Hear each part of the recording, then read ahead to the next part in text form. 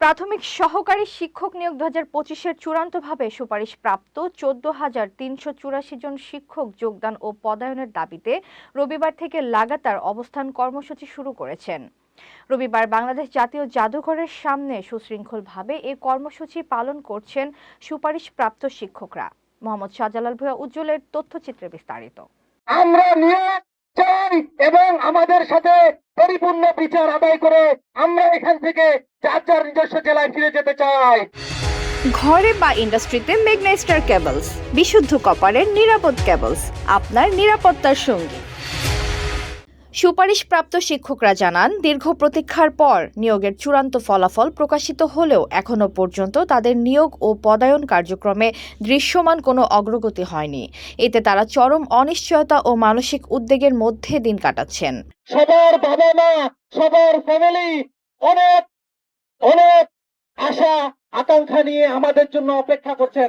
আমরা আমাদের ন্যায্য দাবি এবং আশা নিয়ে সবাই সবার বাবা ভাইয়ের বুকে ফিরে যাব ইনশাআল্লাহ।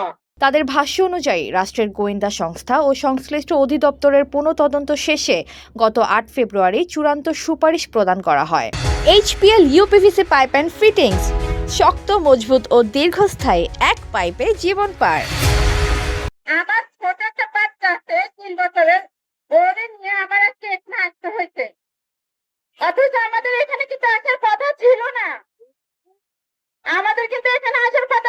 আমরা এখন থাকতাম ক্লাসরুমে, আমরা আমাদের বাচ্চাদেরকে শিক্ষা দিতাম।